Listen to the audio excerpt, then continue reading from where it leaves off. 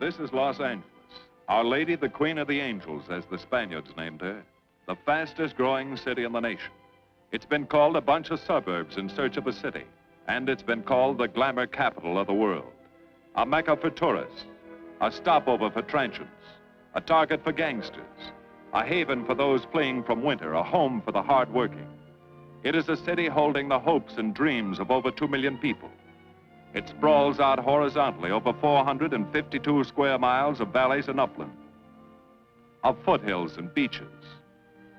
Because of that vast area, and because of a population made up of people from every state in the Union, Los Angeles is the largest police beat in the country, and one of the toughest. We're going to take you into the city hall where police headquarters are located. Here in communications are the ears and voice of the police. The lights on the complaint board flash 24 hours a day. Citizens reporting a prowler, a lost child, a man molesting a woman, an auto accident, a wild party. Spend an hour or two here and you will think the whole city has gone berserk. Minute by minute, the orders go out to the radio cars in the far-flung divisions. Watts and Wilshire and West Los Angeles. Hollywood and Hollenbeck Heights in North Hollywood. The work of the police, like that of woman, is never done. This is the case history of a killer, taken from the files of the Detective Division. The facts are told here as they happen. The story properly starts here in Hollywood Division headquarters at 1 o'clock of a June morning last year. Officer Robert Rawlins had finished his tour of duty and signed out. It had been a tough day. He'd be glad to get home. His wife would be waiting up for him as she always did.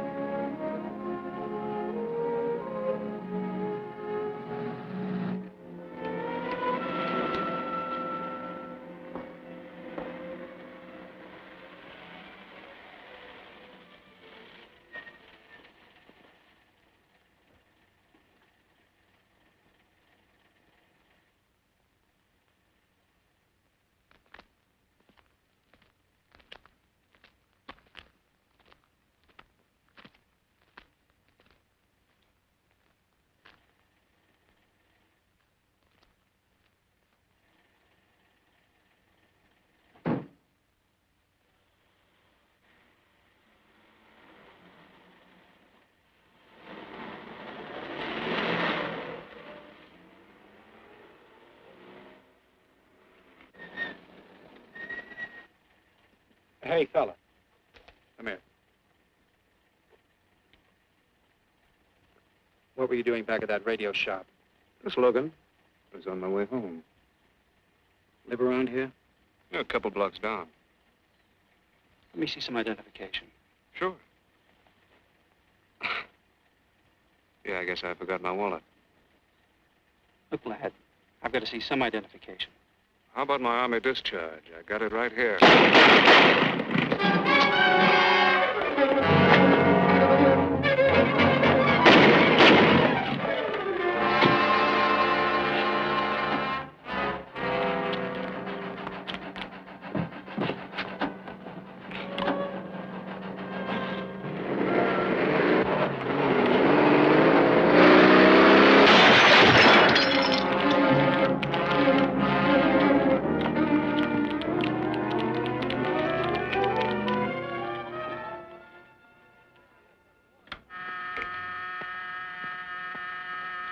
Police Department, Operator 27.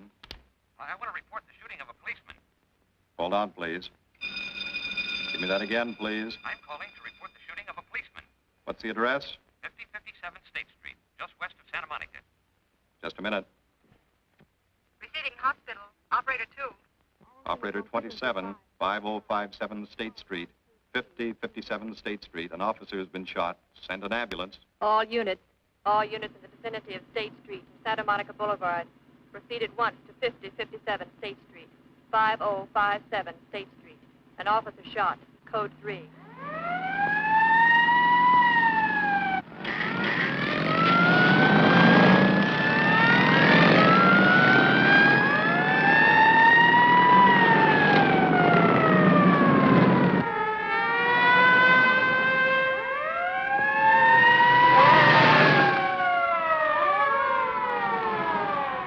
K to Control 1. Control 1 to 80K. Go ahead. This is Breen. Instruct Homicide to throw out a dragnet and pick up all suspicious characters in the area of the shooting. Also notify Sergeants Marty Brennan and Chuck Jones to report to me at the scene of the crime. Control 1 to 80K. Roger.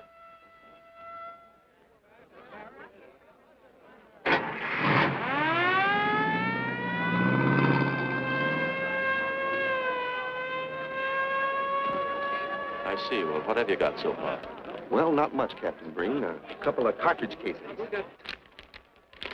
Oh, Marty, Chuck. Hi, Cap. Eyewitnesses? Who was first on the scene, reported it? I was. I live here. I'm a light sleeper, but my hearing is good. And my Did cat... the officer say anything before he collapsed? Yeah, he gave All a description of the fella. On the shooting of the officer.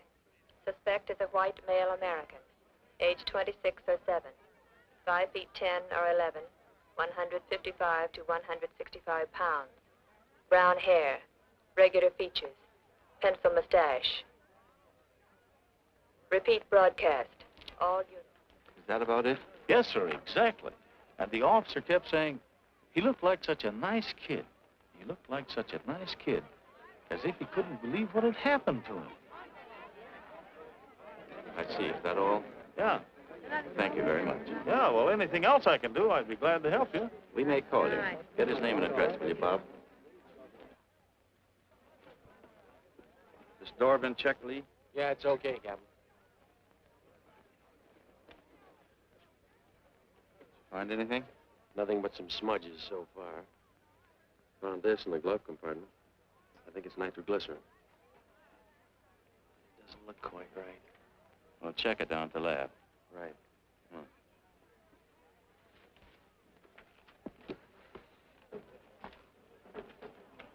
Open this up, Joe.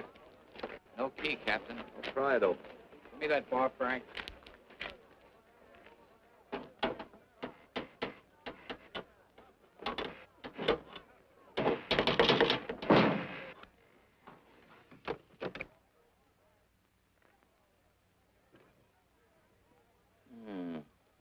Regular arsenal. Yeah, get a load of that. What is it?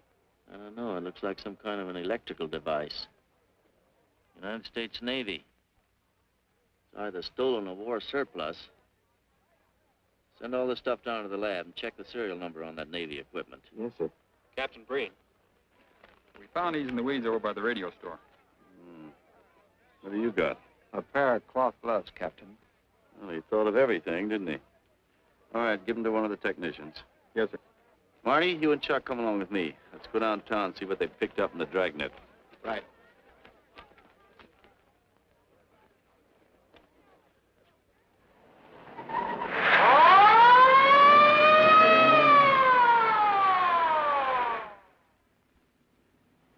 You know him, Marty? Yeah. I know his wife, too. Ever since high school. Captain, I wish you'd let Chuck and me handle this case. All right. I don't want any dead heroes. I just want the man who shot Rawlins. The suspects began to arrive at headquarters in droves.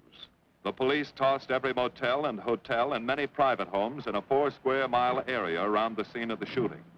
Every available radio car and patrolman and detective was out on the dragnet. The strings were being drawn tighter and tighter.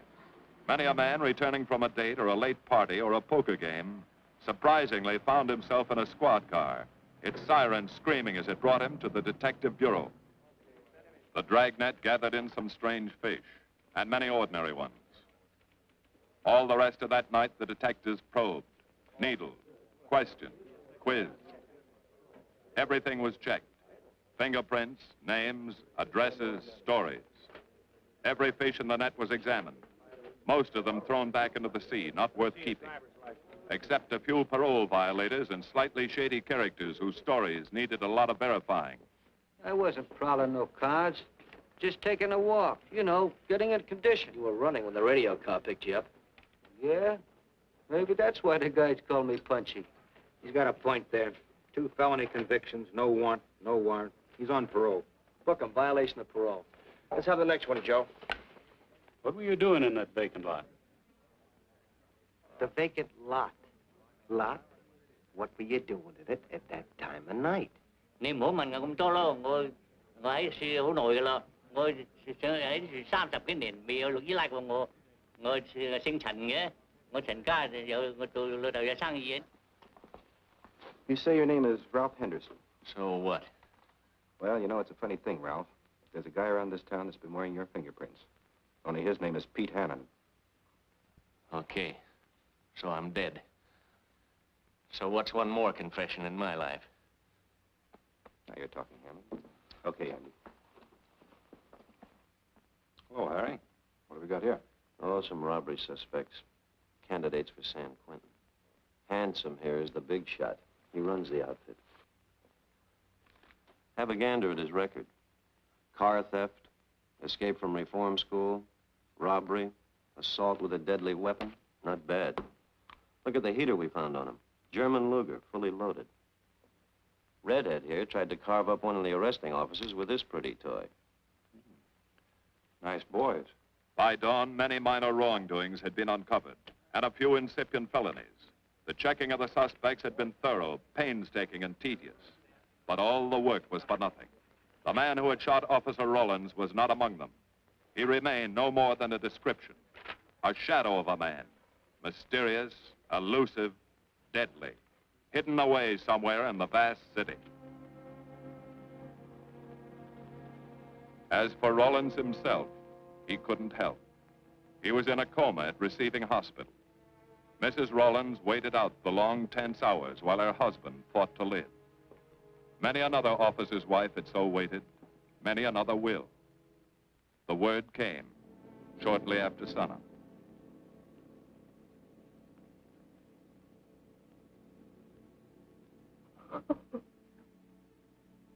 Oh.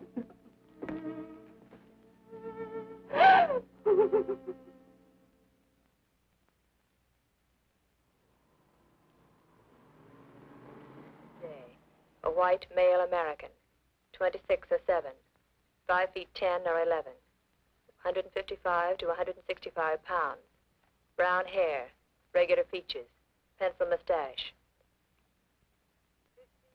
This was no frightened fugitive. What went on in his mind? Why had he set his hand against his fellow men, taken the life of another, of a stranger, of a man who was merely doing his duty? He must have some plan, some goal that called for sudden death to anyone who got in his way.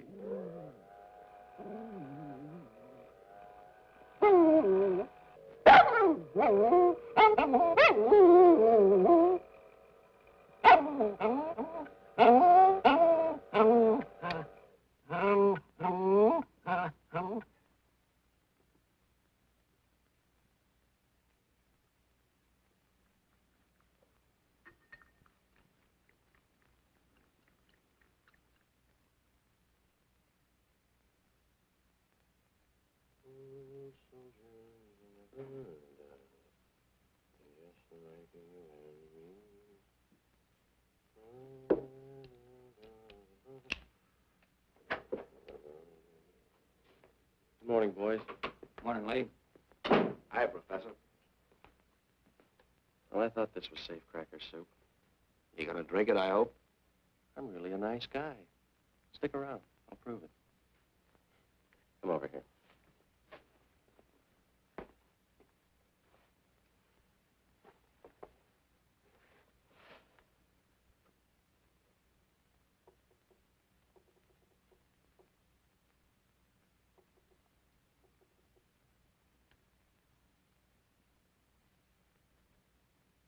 Hold this for me, will you, Chuck?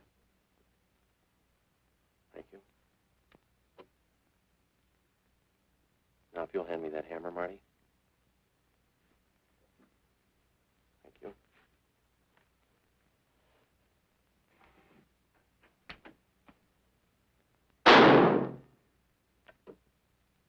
Yeah. Nitroglycerin. I didn't ask for a collection of fingers, just fingerprints. All those nice fingerprints on the car belong to the man it was stolen from, Cap. Nothing on the guns or picklocks? Not even an interesting smudge. The gloves? Common type, worn by undertakers. I'll check on them. They won't show anything. What did your scientific test show? A couple of little things. Tool identification on these picklocks. I got one under the scope. You want to take a look? Yeah.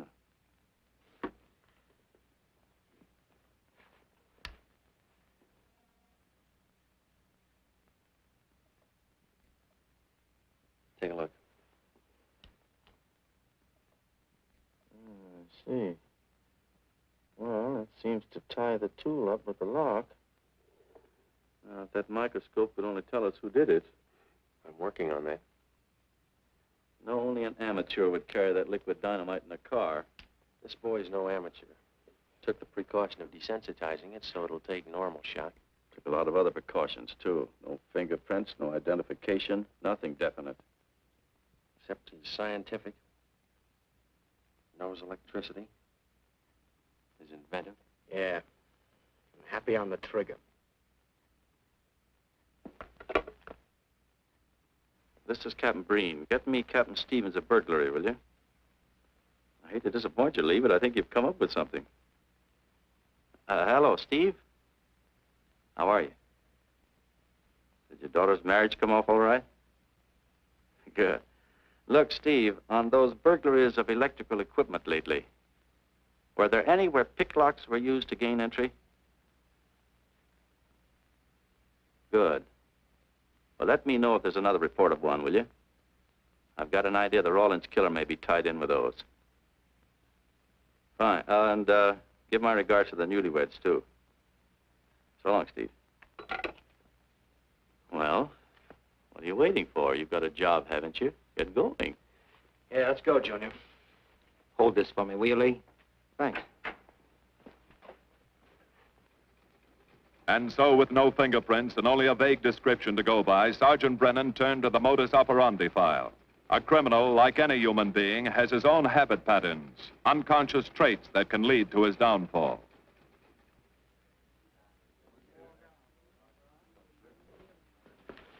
Well, there you are, Junior.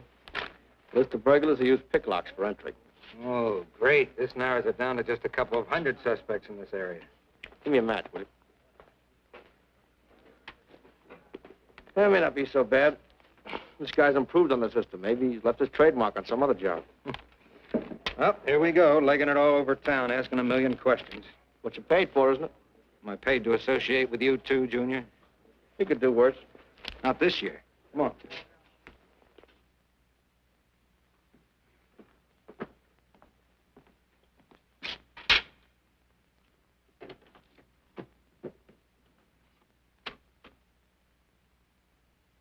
Car 12, car 12, in the 10,000 block on Mississippi.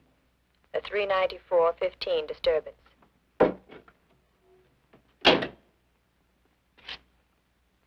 Car 80K, code 1.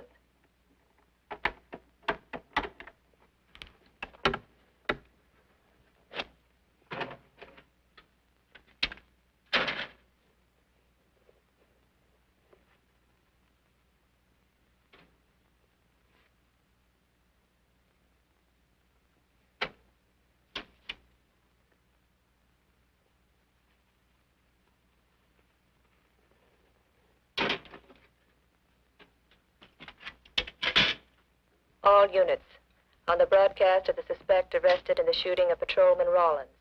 Cancel the cancellation. Suspect released from custody.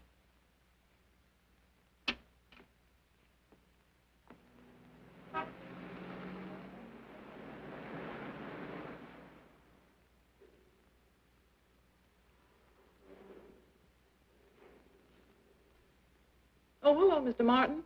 You find Mr. Reeves in the machine shop.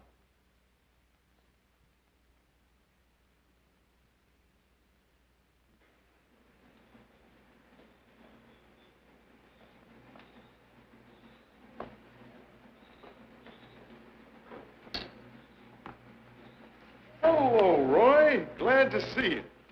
How are you, Mr. Reeves? Hi. I was hoping you'd drop in. I wanted to thank you for showing us how to handle that repair job. Helped a lot.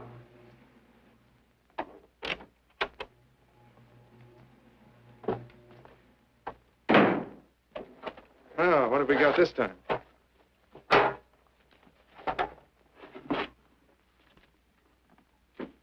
Silvergrass.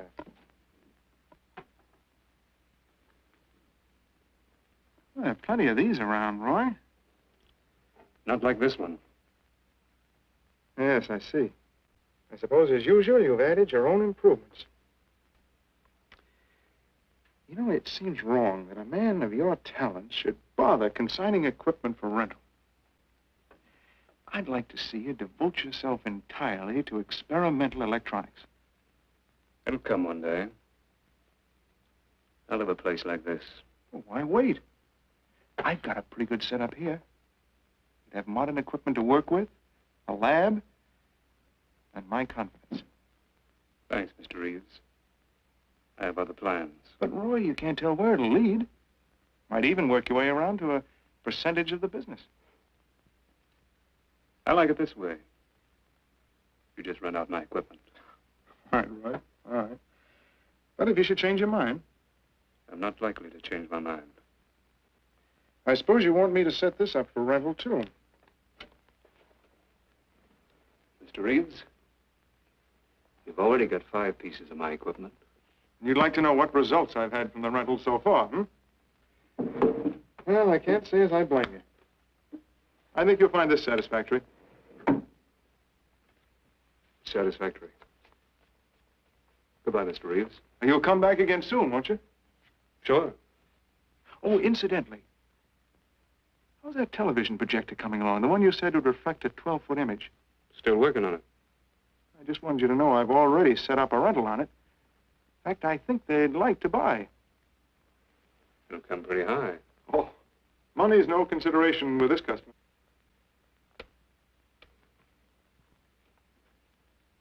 Tell him he can pick it up tomorrow.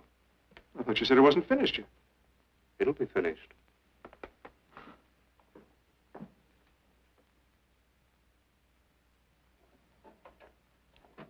It uses an image fixer and then projects by ordinary incandescence.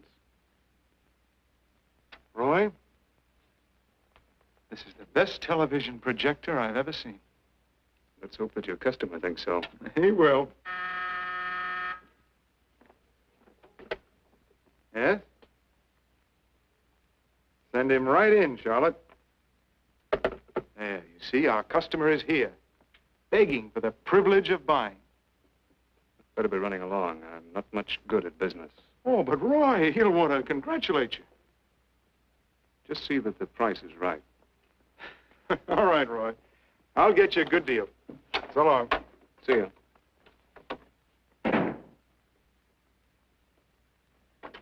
Well, Mr. Dunning, come in.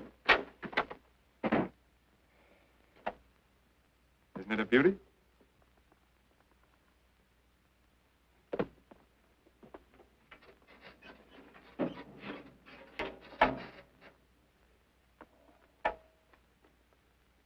It's a beauty, all right. You like it? I certainly do like it. You see, it's mine. What do you mean? Let me have the police. I built it. Spent years on it. Oh, you must be crazy. Roy built this machine himself. Your friend's a crook, Paul. You've been taken in. Hello? Give me the burglary detail. Dear Jim, regarding your inquiry on a .38 caliber Smith & Wesson revolver, serial... Oh, come in, boys. Burglary detail just sent this report through. There's a man named Dunning reports tracing a stolen television projector to the Reeves Electronics Lab. Think it's a tie with the Rawlins case?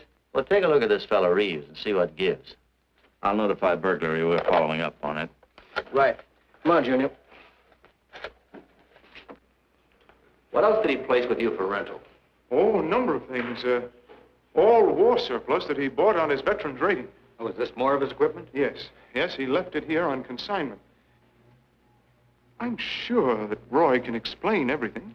Well, maybe he can, Mr. Reeves, if you'll tell us where he lives. But I don't know. Mr. Martin's on the phone, sir. I'd better talk to him. I think so, Mr. Reeves. I'll take it in the superintendent's office.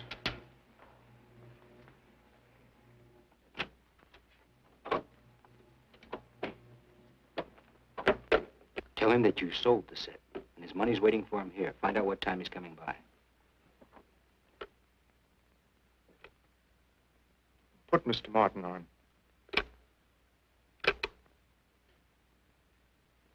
Hello, Roy? Yes, I've sold it. Your money is waiting here for you. Yes, I'll be working late tonight. What time will you be by? First thing in the morning. Well, maybe you better come in tonight, Roy. A couple of things I want cleared up. Like what? Oh, technical things. Besides, I don't like to leave the money in the plant overnight. How about 8:30? Fine. I'll see you then. I'll leave the front door unlocked.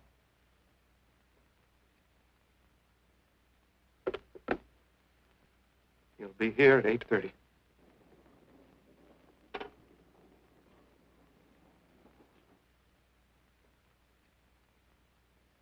Well, I'll just run along home and get some dinner. We'd like you to stay too, Mr. Reeves. Why? For company. You want to cooperate, don't you, Mr. Reeves? Certainly. Good. Now, you just wait in your office. We'll be around.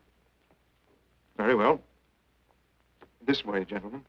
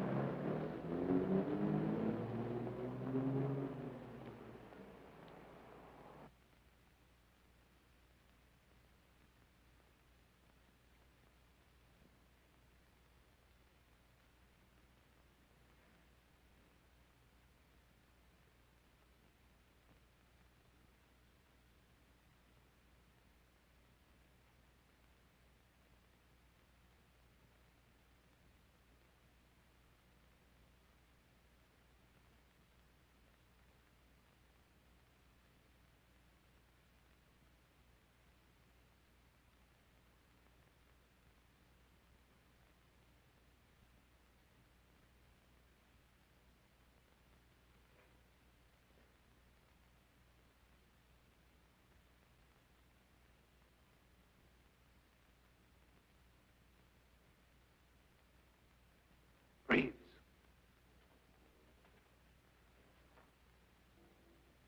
that you, Roy?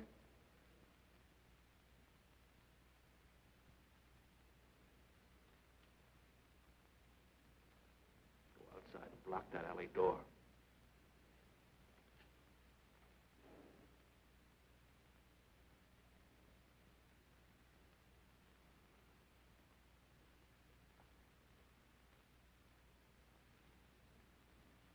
Where are you, Roy?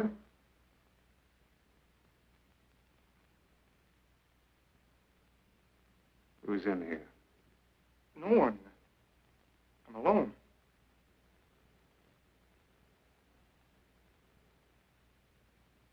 Come on in. I've got your money for you. Bring it out here. All right. Just a minute.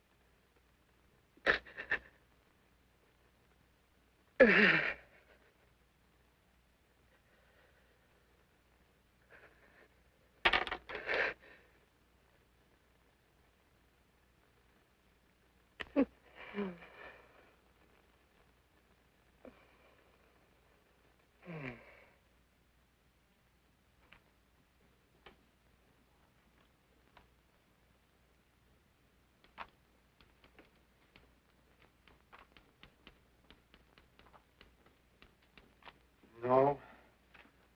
None of them even looks like Roy Martin. He had such a fine face. Didn't keep him from carrying a gun. Or didn't you know that? No, I didn't. I told you all I know, all he ever told me. What about his friends? Didn't he have a girl? No, I don't think so. He had no interest in anything but electronics. Where'd he pick up the subject? Books, magazines. Mostly from the Signal Corps. He was attached to a radar unit. Get a teletype off to the War Department. That might help. Yes? Ready on your call to receiving hospital, Captain Breen. Hello, this is Captain Breen. What is the latest report on Sergeant Jones?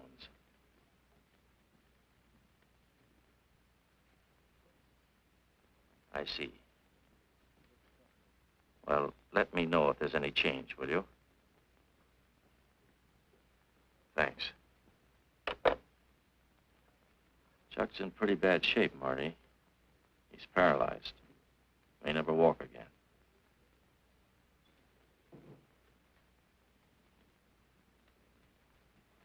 Oh, I'm sorry.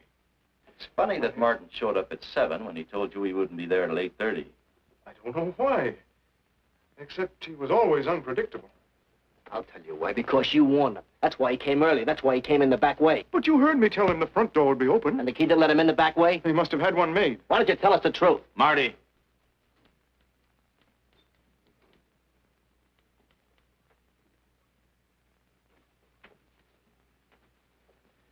Now, look, Paul. You can make it a lot easier for us to believe your story if you'll just give us some facts. Something that might help us. I told you all I know. I've been gullible, all right, letting him make a fool of me. But I'd do anything to make up for what he did to Detective Jones. Sure you would. You can go now. Oh, thanks. Thanks. My friends, they can vouch for my character. That's good. We'll call you if we need you. Thank you very much. I think he's telling the truth, Marty. I think he's just gullible, like he said. What about the stolen stuff he was trying to peddle for Martin? We'll use it for bait. Maybe Martin will come back for it. Then we can ask him. Here. Nevertheless, I want a 24-hour tail put on Reeves, and I want a watch on his home and his factory. Right. You can keep those. Okay, Captain.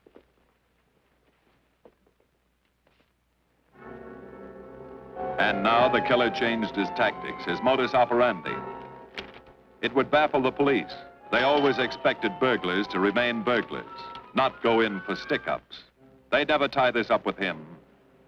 So wearing a variety of disguises, coming and going like a shadow, ready to kill if cornered, he struck the bottle stores in a one-man blitz that had the robbery detail dizzy.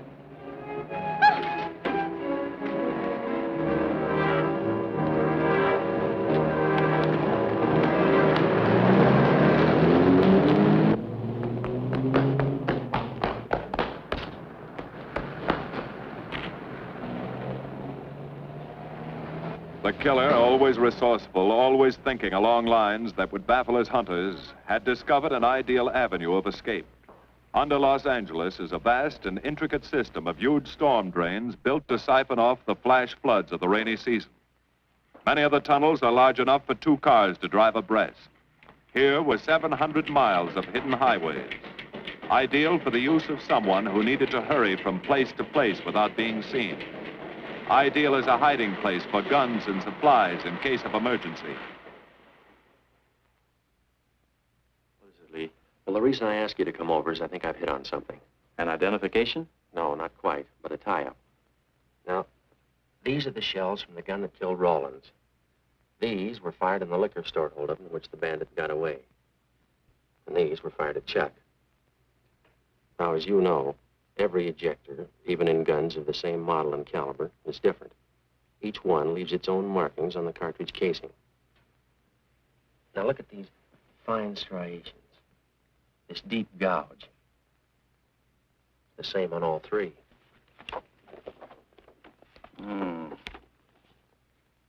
In other words, the man who killed Rawlins and the man who shot at Jones and Brennan, the stick-up who's blitzing the liquor stores, are all the same man. Right. All we need to know is what that man looks like. Get me Chandler and robbery, will you? I've got an idea about that. Also, it'll give us a chance to see if Reeves is on the level with us. Steve, Breen, about those blitz holdups you're on. Round up all the victims and have them down here tonight, will you? Oh, it's just a little scheme. Thanks, Steve. That's good. Now sketch another one of the same type, only this time thin it out a little, huh? All right. Hi, Lee. How's it coming? Be ready for tonight? We'll be ready. Think it'll work? It should. Where'd you get the idea? From a kidnapping case in Chicago. But I thought these slides might be an improvement over the method they used. Could be. Captain thinks so. Good evening, ladies and gentlemen. May I have your attention for a moment, please? You've all been asked to sit in on a little experiment tonight. We're going to try to build a picture of a face. A face of a man who's cunning, resourceful, and deadly. He's a man who killed a police officer. Now, some of you he held up at the point of a gun. You may have seen his face, remembered something about it. And we want you to tell us exactly what you remembered. Whether it's his hair, eyes, nose, or mouth. And we're going to try to put those pieces together so that they add up into a picture of the face of the man we want. Now, you can see how we're depending on you. Lights? Now, first, we're going to concentrate on the type of hair our man had. And if the picture looks anything like his hair, I want you to speak right up. All right, the first slide, Lee.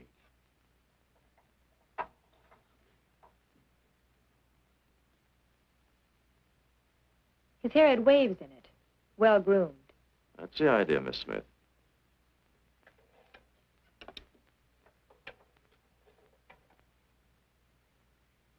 Is that any closer? No, it was parted on the side.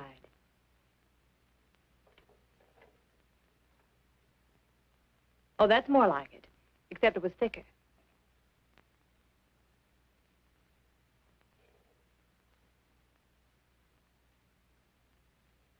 Oh, that's very close. Yes, that's the way his forehead looked. It was broad and high. All right, hold that slide. On the next series of slides, we'll take into account his eyes.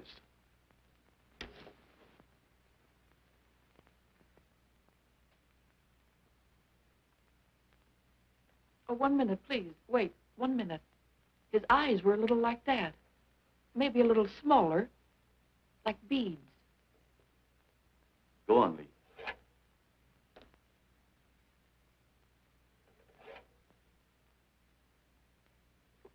Now you've got it.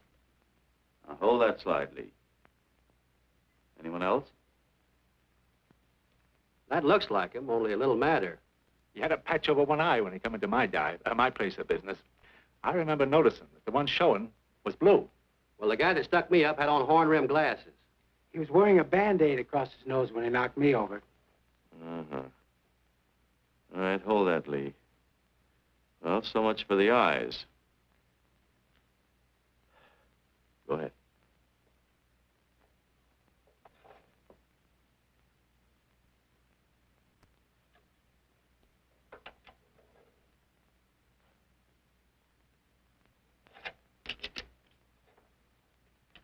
Señor Capitán. Yes, Miss Montalvo? Ay, ¿cómo se dice en inglés? A sus órdenes, señorita. Ah, qué bien. En este bandido, la nariz fue chata, como aquella, pero un poco más chata y más ancha. Like that, Captain, but more snubbed, wider. Try another one, Lee. Como aquella. Casi la misma. She says that's about it. Thank you very much, Miss Montalvo. Get Reeves.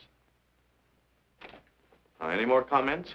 That's pretty close, all right. Pretty close. Perfect. All right, now we'll start on the mouth and chin. The next series, Lee.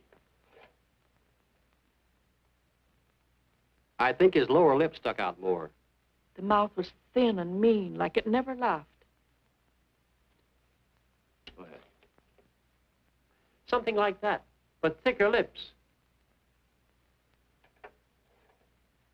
There. That's it. That's him.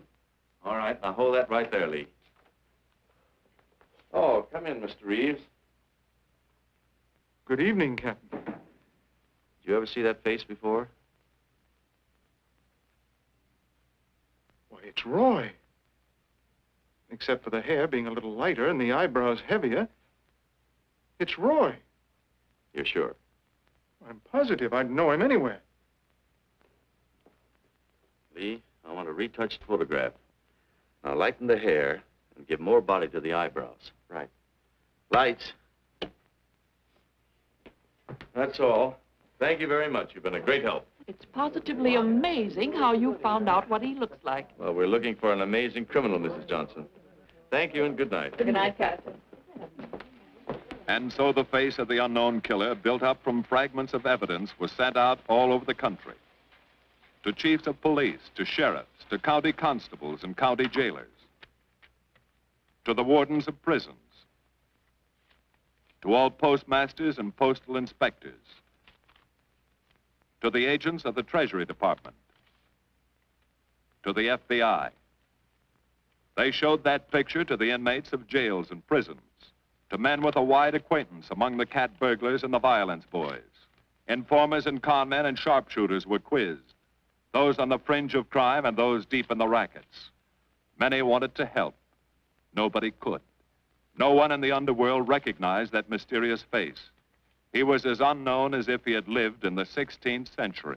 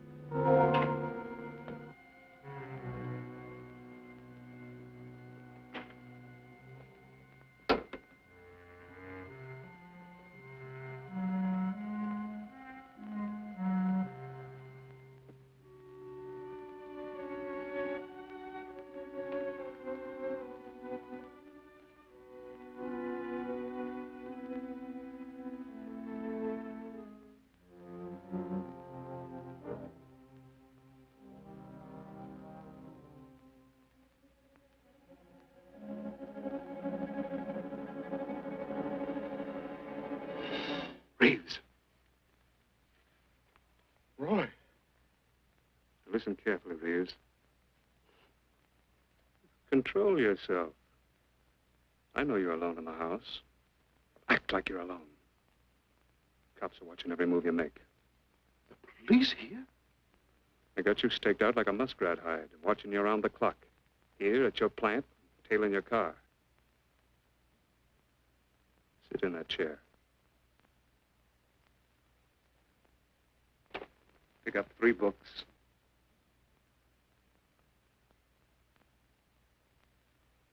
Don't look up and don't answer me. All right. So glance at the books.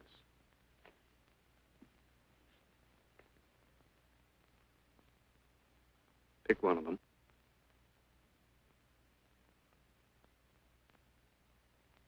K.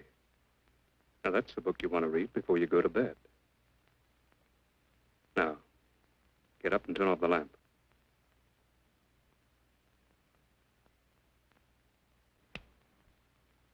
Come here. Come here.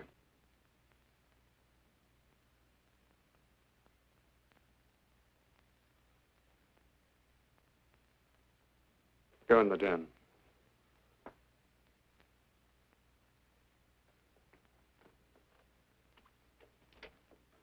Pull those drapes tight.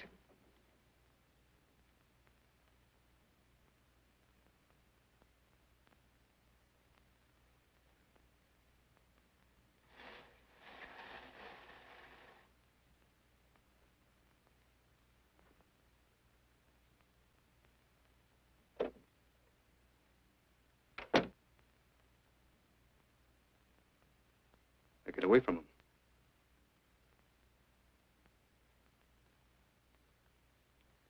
What do the cops know about me?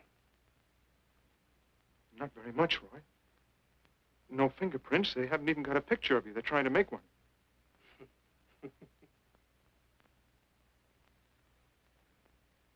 How much cash you got in the house? None. I never keep any cash in the house. It isn't good business. I suppose you think it was good business letting me walk into that trap. No, Roy, no. Don't do anything you'll regret. Now, listen to me. It isn't too late. Give yourself up. Come to your senses before you kill someone else.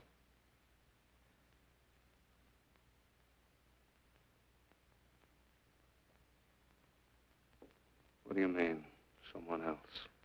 What do you mean? Nothing. The two officers, they said one of them might die. He's still alive, isn't he? Reeves? I never thought you'd stooge for the police. You almost got me killed. Roy, you know the police are right outside. You'd never get away with it.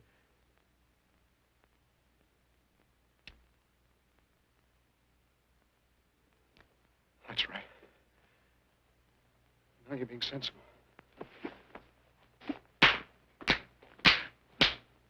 I know there's money here. Where is it? Don't worry. I'll get it.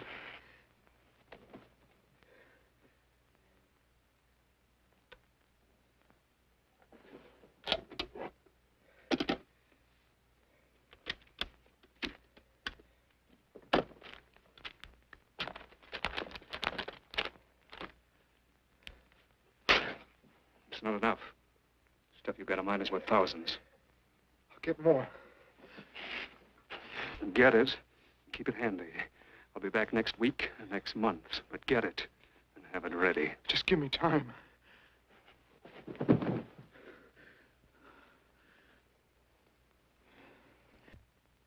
Oh! Look, I don't want policemen outside my house following me around. That's what made Roy suspicious. I'm leaving in the morning.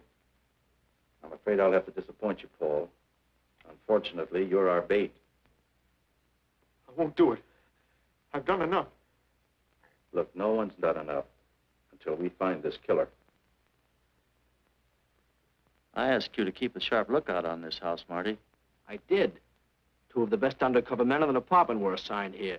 That didn't keep Martin from getting in. What's the matter? You tired?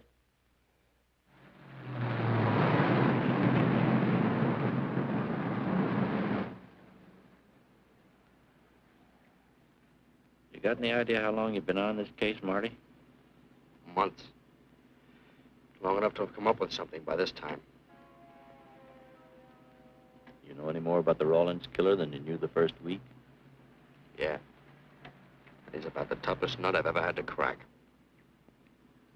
That's what I told the chief when he called me in this afternoon, wanted to know why the case hadn't been broken. Look, Captain. Rawlins was a friend of mine. So's Chuck. I've got a bigger stake in this than the chief knows. I'm doing everything I can. Well, I'm afraid it's not enough, Marty. Maybe you're too close to it to see it clearly. Maybe it needs a fresh team, a new viewpoint. I think you better take a couple of weeks off, Marty. Starting tomorrow. Anything you say, Captain.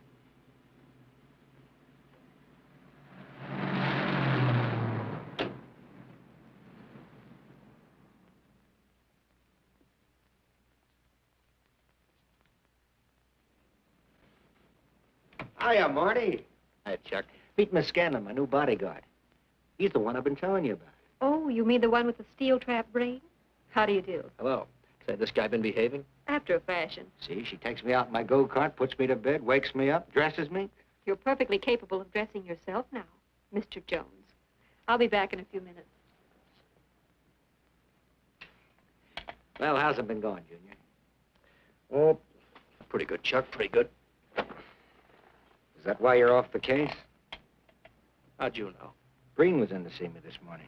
Oh. Suppose he also told you they put a new team on the case.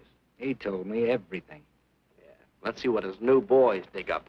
Well, maybe they'll examine the facts of the case a little more carefully. What facts? That our man's sharp? That he's intelligent and works alone? That he has no record, never leaves a fingerprint, and knows every move we make? Sure, plenty of facts, only they add up to nothing. Sure, forget it. You got yourself a 10-day vacation. Go on down to the beach, get a suntan. By the time you get back, the case will be broken. Isn't that what you want? You know better than that. All I know is what I hear. You sit there batting your gums about how the old man let you down. Maybe he's trying to wake you up. He's got a funny way of showing it. There you go, flying off the handle. Always taking things for granted. I wish I could get up and boot some sense into you. He knew what this case meant to me. He still does. That's why he's trying to get you mad enough to do something about it. You don't really figure that's his idea, do you? I know it is. Ah, it's a tough case, Chuck. Not an angle, nothing to go on. You'd know what I meant if you were out working with me. I have been working with you. That's all I've had to do lately, just sit around studying what little facts we have, trying to figure out who he might be. You know the kind of a guy we're up against, then. I tell you, Chuck, this guy's a genius the way he operates. As if he were right there with us every time we go out after a lead. Oh, sure. Breen's been tipping him off just to make you look bad. Yeah, almost like that. Well, he beats us to the punch every time. There's your angle. You just hit it on the head, but you don't see it. Look, start adding. 1, he's unknown to the underworld. 2, he beats you to the punch, right? And 3, it's almost as if he were with you. Isn't that what you said? Yeah? Well, tie that up with a lot of other little things, like the fact that he uses a police gun and the accuracy of his shooting. Anybody could buy a police gun, and the Army could have taught him how to shoot. Yeah, but who taught him how the police operate? Oh, I know what you're driving at, Chuck. But a cop. Those things happen. Yeah. Now, if I were still in the case, I'd start with our own department first, then Santa Monica, Culver City, Burbank, Pasadena. See you later, Junior. Hey! Don't let him out of your sight, beautiful. It's the first time in years he's used his head.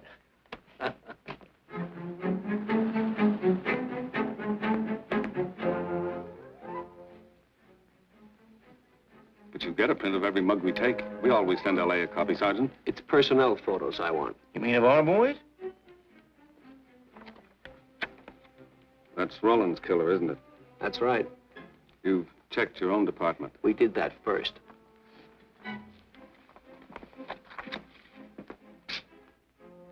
And so the tedious quest went on.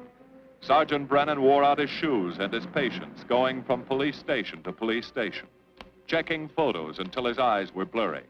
For police work is not all glamour and excitement and glory. There are days and days of routine, of tedious probing, of tireless searching, fruitless days, days when nothing goes right, when it seems as if no one could ever think his way through the maze of baffling trails a criminal leaves. But the answer to that is persistence, and the hope that sooner or later something will turn up, some tiny lead that can grow into a warm trail and point to the cracking of a tough case.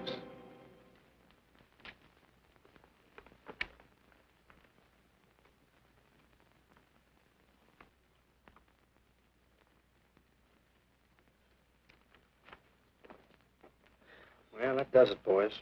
Can't say I'm sorry you didn't find him in here. I'd hate to think it was a cop. Doesn't seem to be anybody. Just a lot of pieces of a face that never existed. Do you mind if I see that again? Sure, frame it. Put it on your dresser. Wait a minute. He wasn't a cop. He was a radio technician right here in our dispatch office. What did you say? I'm saying he worked here in 42.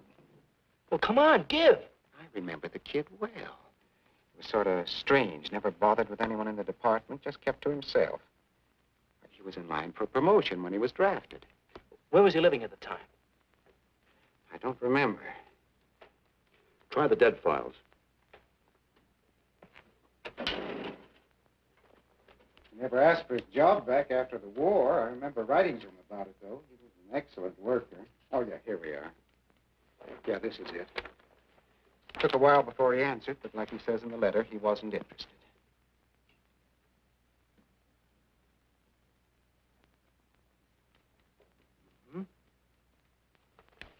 Postmarked Hollywood. No return address.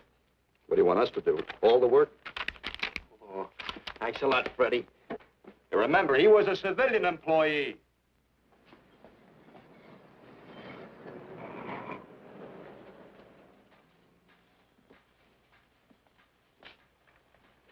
Well, how about it? Anybody recognize him? Not on my route. I never saw him before. Yeah, okay, fellas. Thanks very much. I thought for a minute... No. He had that face. I wonder. Yeah? Well, this may not mean anything, but he looks like a guy that's on my route. He never gets any mail, but I see him around there all the time. He lives in one of the courts. Where? Come on, I'll show you.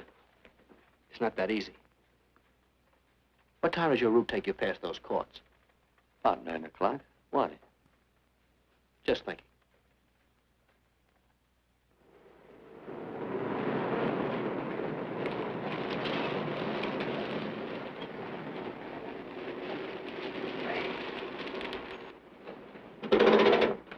You got any chocolate milk? Sure have, buddy. Yeah. Thanks. Which apartment? Straight on back. Second in the yell. Number 7. Right. Kind of warm today, huh? Oh, it's not too bad for this time of the year.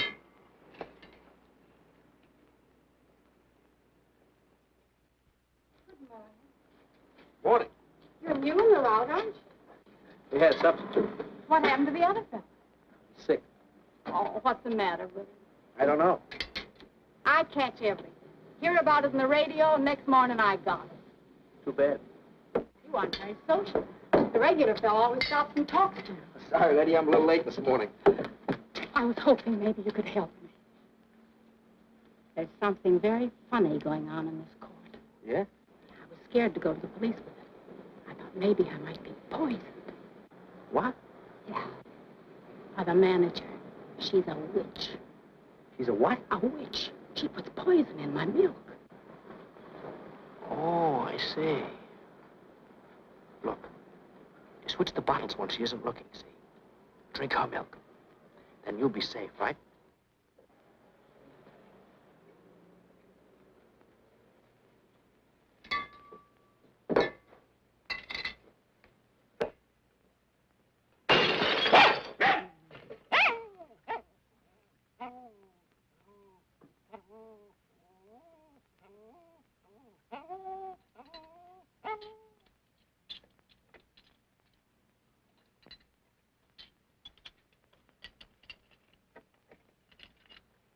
Why, I had a little accident.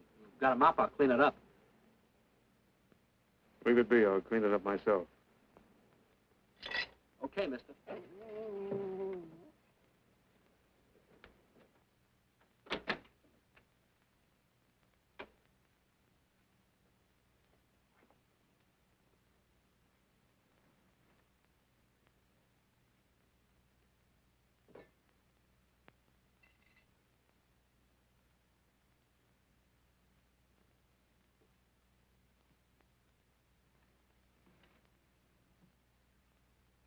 The place is called Bellevue Court. I drew this from memory, but it's pretty close. That's where he's hiding out, right there. You sure he's our man, Marty? Captain, I couldn't go wrong on that face. He's our man.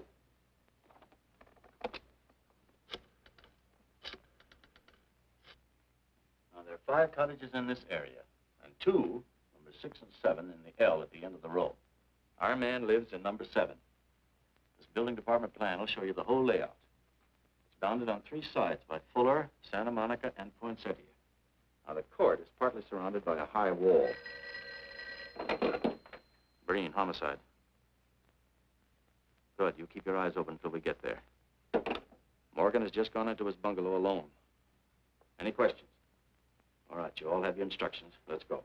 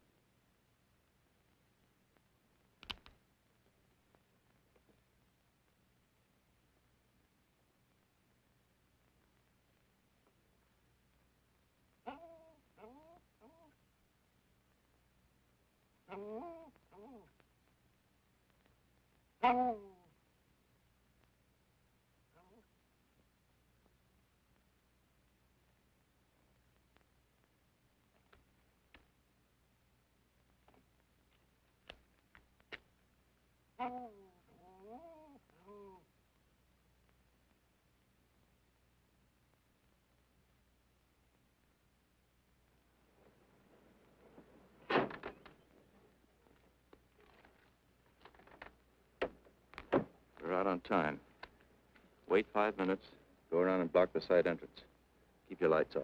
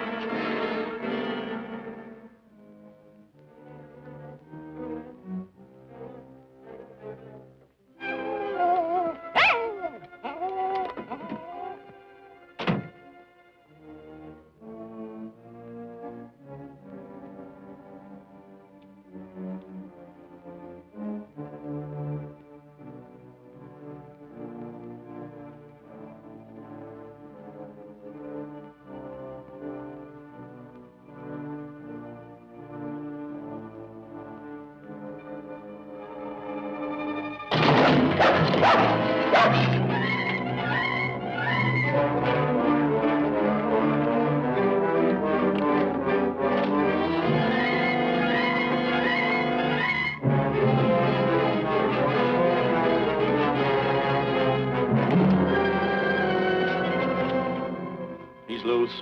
I want a radio car in a hurry.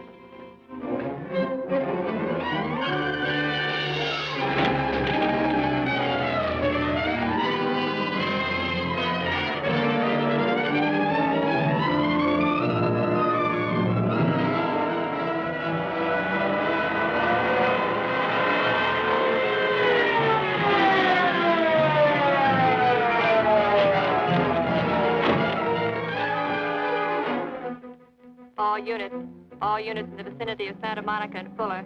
The murder suspect in the Rawlins killing is at large.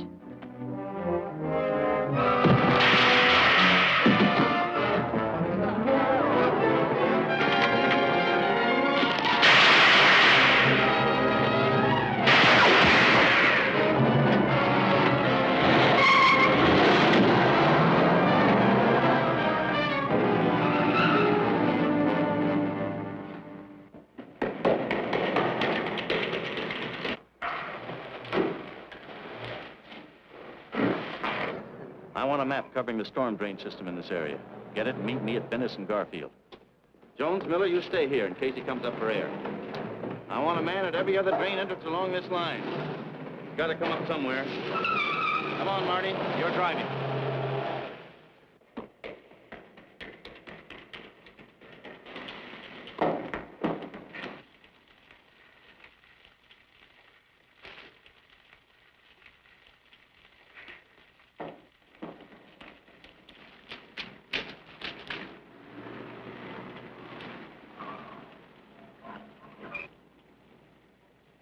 Keep this drain covered. It's liable to pop out anywhere.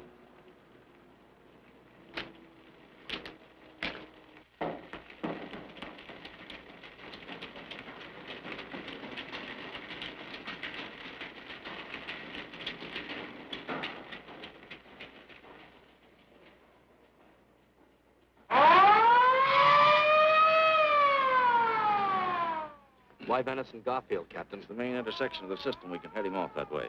ADK to Control 1. Clear frequency 7. This is an emergency. Control 1 to all cars on frequency 7. Stand by. Control 1 to 80K. Go ahead. Notify homicide. Send the following to Venice and Garfield. 4 squads, battle lanterns, gas mask, tear gas. Urgent. This is a code 3. Control 1 to 80K. Roger.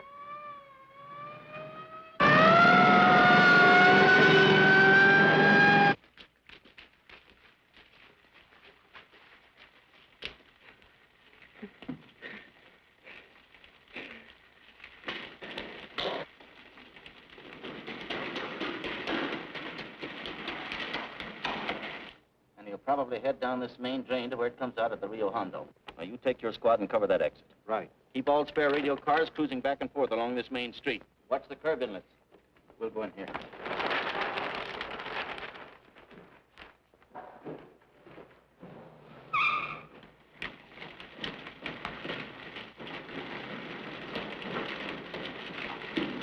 Any sign of him? No. And we've searched every foot between here and the Rio Hondo outlet. Then he must be up ahead.